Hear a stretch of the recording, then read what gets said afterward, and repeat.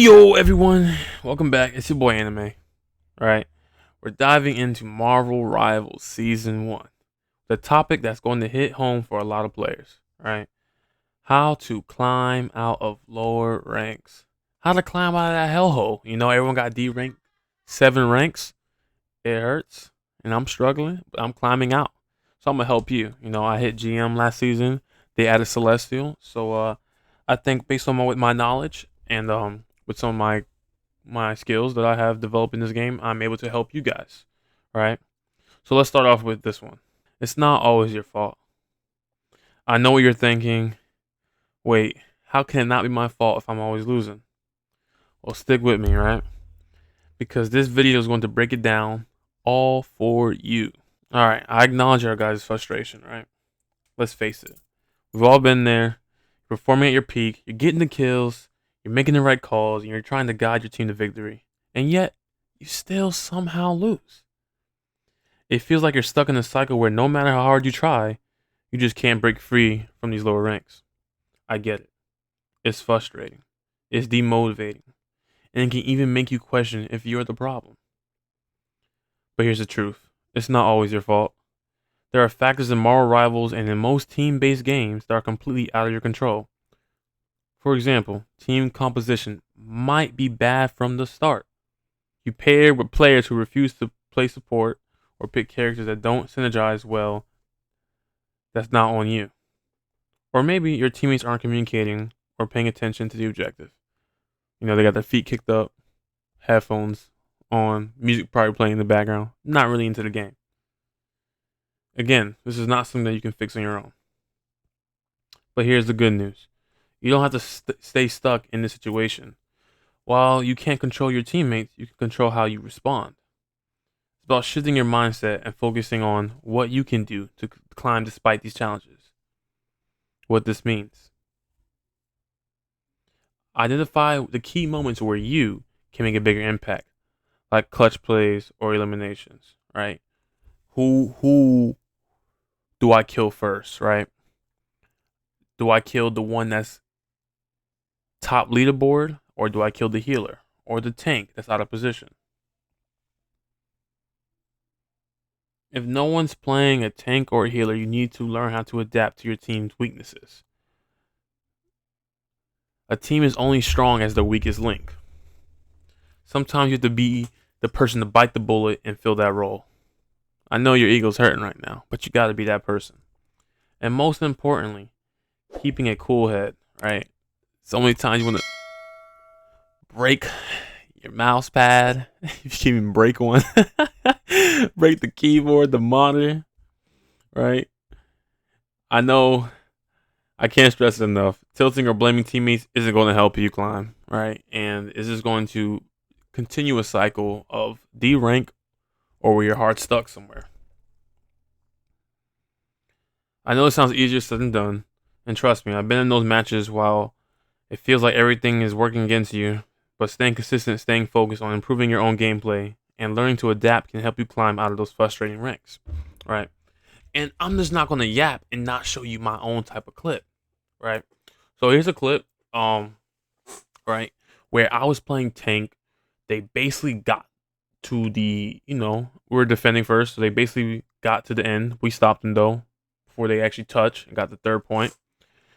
But I was running tank companion on defense, and our DPS just wasn't doing that well. So what I did, I switched to Punisher. They had a Groot and a Strange. Once I switched to Punisher, the game started going in our favor very heavily. And this clip right here will show you that it was not always your fault. I called out. I was in game chat. I was calling out. And this clip right here will show you why I lost this game. And a perfect example of how it's not your fault. There's only so much you can do. Here we go. Let's get into it. Alright, they have Strange ult and then bring ult before that Strange does. That's how you win this next fight. You have to. You have to be the leader in ult. So Strange gonna use his ult here. Get the ult before him. Come on, behind, right here. Look, right here. Please, he's one. Turn around. I called it out.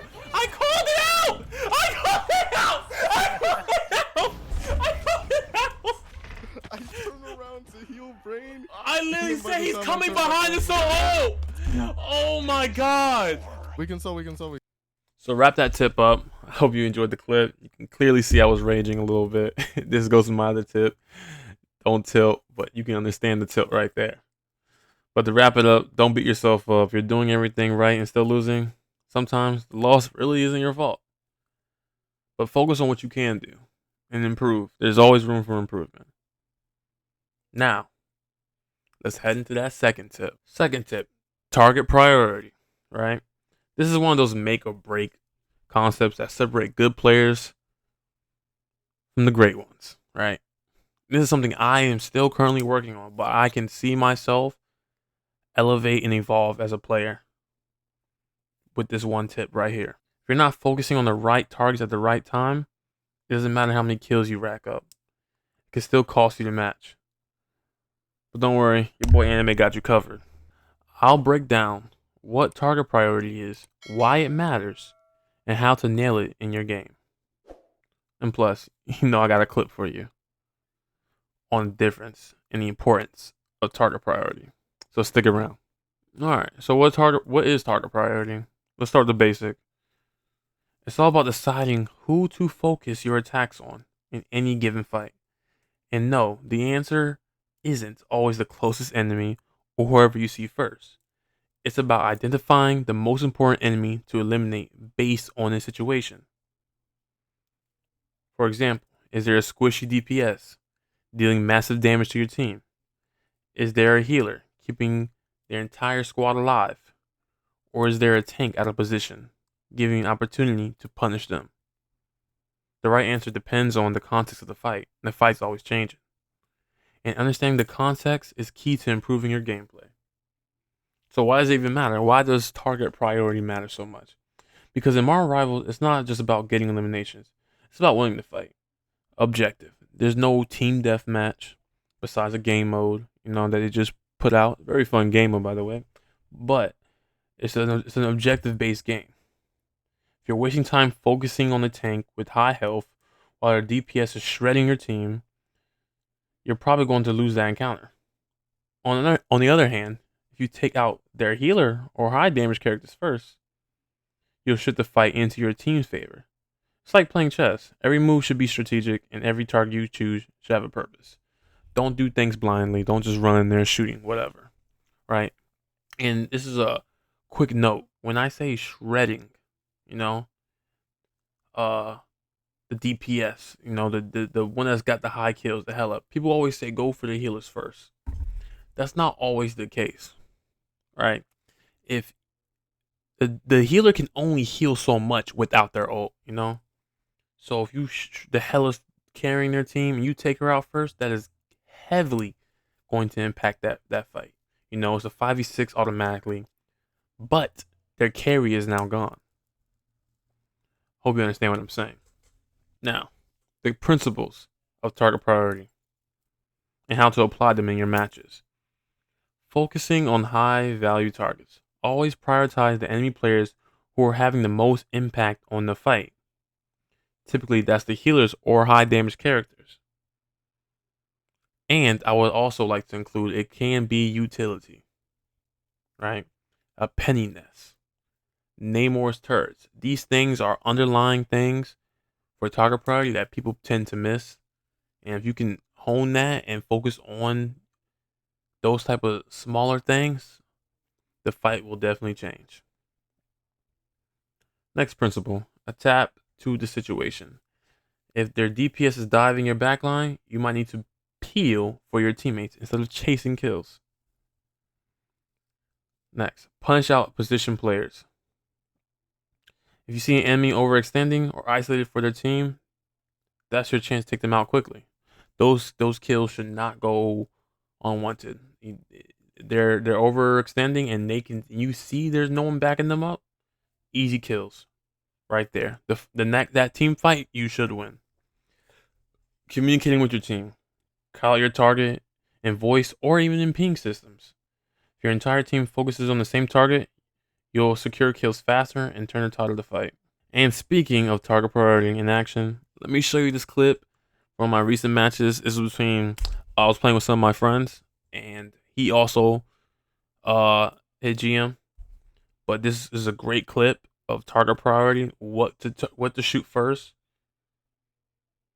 So let's get that clip going for you guys, so you can exactly see what I'm talking about. Take out Nest. Do the Nest first and take out. We already took one out. Now, in this clip right here, notice how the Luna ult, Rocket is the only one not in the Luna ult, right? He's so focused on pushing out heal steal, excuse me, pushing out heals, and he's just by himself. So I push him, and then my boy pushes him with me. He gets taken out, right? Now, there's a separate fight going on behind us. At that point, there's ults being popped. So I'm confident enough in my healers, right, and my team to survive a little bit longer while I get this quick kill or help assist in the kill. Now, it does seem here, as you see in the fight, that I do end up dying, and it becomes a 2v2. Magneto dies. Now it's Magic and Penny. And then my partner here, he is full health, basically, and he wins the fight. But what does he do? He targets the Magic first. Magic has invulnerability, right? She's fast. She does more damage than Penny, right? And she has the least health. So why ask yourself, who would you target first? There's no reason to target the Penny. Penny does way less damage. If he's landing headshots, say he just turns up, goes Super Saiyan, and headshots the Penny back to back, that fight between a Penny and a Winter Soldier is done. Winter Soldier takes it every time, right? But he goes for the Magic, takes her out first, because she has the most damage and is the quickest to kill him. Now, real quick, let's talk about the common mistakes to avoid in target priority. Tunneling on tanks. Don't waste time attacking a tank when their squishy teammates are wide open. Tanks are designed to soak up damage, so focus on the backline instead. Ignoring healers. If you're not prioritizing healer, they'll just undo all the damage you're dealing. Lack of coordination. Going after different targets instead of focusing fire as a team will split your damage and make it harder to secure kills. So I have a lot of games like this, but I have less now because I communicate in the chat. So these are some of the things you want to focus on and avoid. But to wrap up this tip, target priority isn't just about who you can kill, it's about who you should kill to win the fight. Focus on high impact players, adapt to the situation, and always communicate with your team. Trust me, mastering target priority will make a huge difference in your climb through the ranks. Let me know how y'all like this tip though, because I think this is a very important tip. So hit that sub, by the way. Hit the sub. You know what I'm saying? Now, for the last tip to help you climb out of lower ranks in Marvel Rivals is positioning. All right. The most overlooked one ever, honestly. Okay. If you ever found yourself constantly dying or feeling like you're not having enough impact in fights, chances are it's not your mechanics, it's your positioning. Mastering where you are and when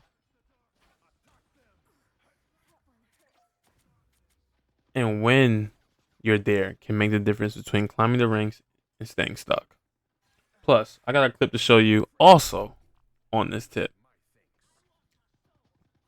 Right. What is positioning?